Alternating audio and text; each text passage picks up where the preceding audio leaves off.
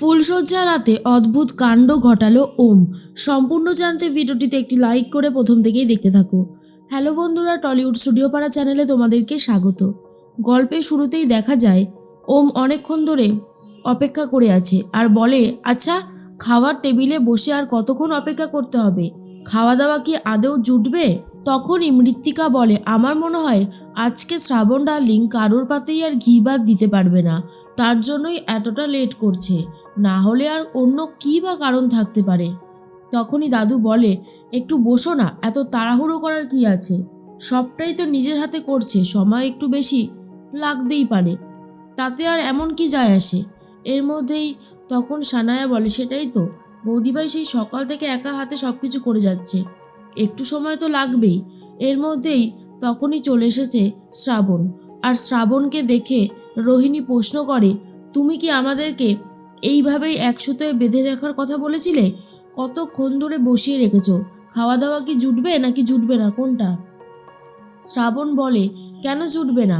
অবশ্যই জুটবে। আরে বাবা, আজকে আমার বউ ভাত বলে কথা, আর আমি তোমাদেরকে ঘি ভাত দেবো না, সেটা কি করে হতে পারে? চলো তোমাদেরকে একটা জায়গায় নিয়ে যাই। এই বলেই শ্রাবণ নিয়ে যাচ্ছে সবার কাছে, আর তখনই বলে, দেখো এখানে তোমাদের জন্য আয়োজন করেছি।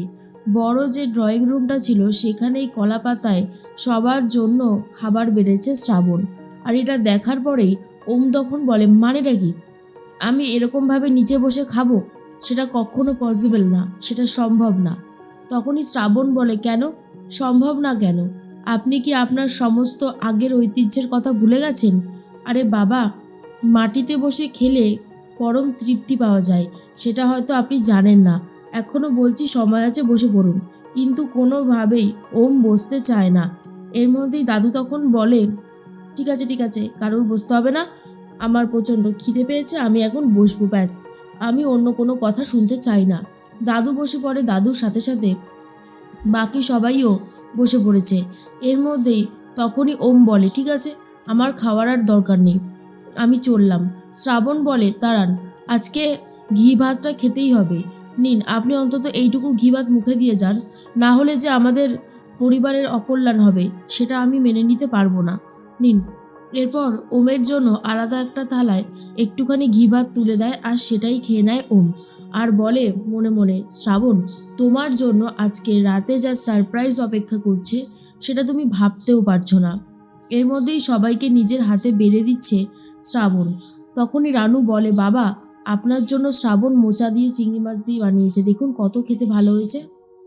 আর এর মধ্যেই তখনই ঘি ভাত খেয়ে সমরেশ বলে, ঘি ভাত, বসুদা ঘি। আর কথাটা শোনার পরেই মৃত্তিকা প্রচণ্ড রেগে যায়।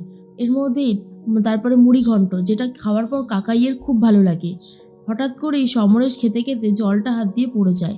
জলটা গড়িয়ে গড়িয়ে রোহিণীর দিকে চলে গেছে, আর সেটা দেখার পরে প্রচণ্ড রিয়াক্ট করতে থাকে রোহিণী, আর বলে, এই মানুষটার সাথে একসাথে বসে খাওয়া যায়? যত সব, এই মানুষটা কোনোদিনও যেন আর নিচে এসে না খায় এইভাবে, পুরো দিল তো ভিজিয়ে। এরপরে শ্রাবণ বলে, রোহিণী, আজকে এই মানুষটার জন্যই তুমি এখানে রয়েছো, এমনকি চিৎকার চেঁচামেচি করছো, ভুলে যেও না উনি যদি না চাইতেন তাহলে তুমি এই পৃথিবীতে কখনো আসতে পারতে না। আশা করি তুমি আমার কথাটা বুঝতে পেরেছো। রোহিণী তখন বলে, এখন কি তুমি আমার বাবাকে চেনাবে আমায়? শোনো, বেশি না বাড়াবাড়ি করো না, নিজের লিমিটের মধ্যে থাকো। আর তখন শ্রাবণ বলে, আমি নিজের লিমিটের মধ্যেই আছি। এরপর শ্রাবণ এসে সমরেশকে ভাত মেখে খাইয়ে দেয়, আর বলে, বাবা আর কিছু দেব? কিন্তু সমরেশ আর কিছু খেতে চায় না, আর বলে, না আমি খুব ভালোভাবে খেয়েছি, অনেক দিন পর তৃপ্তি করে খেলাম। এর মধ্যেই সানায়া তখন ভেঙ্কিকে বলে, এই ভেঙ্কিদা, এখন দাদাভাই নেই, ঘরটা খুব সুন্দরভাবে সাজানো যাচ্ছে বল? সত্যি আমার কিন্তু বেশ ভালোই লাগছে, গোলাপের পাপড়িগুলো থেকে কি অসাধারণ গন্ধ বেরোচ্ছে। তখন ভেঙ্কি কোনো উত্তর দেয় না আর চলে যাচ্ছে। ভেঙ্কির এই ব্যবহার দেখে চমকে যায় সানায়া, আর বলে, কি রে, তুই আমার সাথে কথা বলছিস না, মিশছিস না, কি হয়েছে? খুলে বলবি, নাহলে বুঝবো কি করে? তখনই ভেঙ্কি বলে, মালকিনের মেয়ের সাথে একটা সামান্য ম্যানেজারের ছেলের বন্ধুত্ব কখনো হতে পারে না। আশা করি ম্যাডাম আপনি কথাটা বুঝতে পেরেছেন। তখন সানায়া জাস্ট চমকে যায়, ম্যাডাম আপনি, এসব তো কোনোদিনও বলতো না ভেঙ্কিদা, তাহলে এখন কেন বলছে? এরপর ভেঙ্কি চলে যায়। সানায়া তখনই চলে যায় শ্রাবণের কাছে আর ভীষণ কান্নাকাটি করতে থাকে। শ্রাবণ বলে সব ঠিক হয়ে যাবে, দেখবে, একটু ধৈর্য ধরো, আর কোনো অসুবিধা হবে না।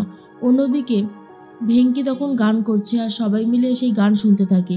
তখনই শ্রাবণ সানায়ার কানের কাছে গিয়ে বলে, বুঝতে পারছো তো, তুমি একা না, ভেঙ্কিও কিন্তু মনে মনে কষ্ট পাচ্ছে। এরপর শ্রাবণ একটা গান ধরেছে, যেই গানটা শোনার পর সবারই খুব ভালো লাগে। আর তখনই দাদু বলে, যা হচ্ছে ভালোই হচ্ছে, কিন্তু নাতিবাবু যা শুরু করেছে তাতে জানি না এই সম্পর্কটা আর কদিন টিকে থাকবে। একটা মানুষ আর কত অত্যাচার সহ্য করবে, আমি তো সেটাই বুঝতে পারছি না। এর মধ্যেই তখনই রানু বলে, সত্যি শ্রাবণ, তুমি এত সুন্দর গানটা গেলে আমার এত ভালো লাগছে আর কি বলবো। এর মধ্যেই তখনই হঠাৎ করেই চলে এসেছে ওম। ওমকে দেখার পর শ্রাবণ বুঝতে পারে ওম আর নিজের মধ্যে নেই। প্রচণ্ড নেশা করে ওম রীতিমতো অবস্থা খারাপ করে ফেলেছে। তখনই শ্রাবণ বাড়ির সবাইকে বলে, দাদু, আমার মনে হয় তোমাদের এখানে থাকাটা ঠিক হবে না, তোমরা ওপরে যাও। দাদু তখন অমরেশকে বলে, অমরেশ যাও, সমরেশকে নিয়ে ভেতরে চলে যাও, এখানে থাকার দরকার নেই। তখনই অমরেশ বলে, দাদা চল, তোকে আমি উপরে দিয়ে আসি, বলেই নিয়ে যাচ্ছে। আর তখনই সানায়া বলে, মনে হচ্ছে একটা গন্ডগোল হতে চলেছে, দাদাভাই আজকেও একটা কোনো গন্ডগোল করবে। উফ, কেন যে দাদাভাই বৌদিমার সাথে একটু সুখে শান্তিতে সংসার করতে পারছে না, আমি নিজেই বুঝতে পারছি না। কত ঝড় ঝাপটা সরিয়ে ওরা দুজনে এক হয়েছিল, তাও সেই দাদাভাই আবারও বাড়াবাড়ি শুরু করে দিয়েছে। এর মধ্যেই ওম ভেতরের দিকে চলে আসে। আর শ্রাবণ তখন বলে, আবারও আপনি এতটা পরিমাণে নেশা করেছেন যে দাঁড়াতে পর্যন্ত পারছেন না মিস্টার ঘোষ। ওম তখন বলে, শ্রাবণ, তুমি কি এখন আমাকে শেখাবে আমি কতটা নেশা করব কি করব না, কতটা বাড়াবাড়ি করব কি করব না? সেটা তুমি কখনোই করতে পারো না, সেই অধিকার আমি তোমাকে দেইনি। আশা করি তুমি আমার কথাটা বুঝতে পেরেছো। দাদু বলে, নাতিবাবু এসব কি হচ্ছে? ওম তখন বলে, কেন দাদু, আমি যা পারছি তাই করছি। এর মধ্যেই তখনই ওম বলে, ফুলশয্যা রাত আজকে, তাই না শ্রাবণ? তোমার আর আমার কত একটা মধুর রাত।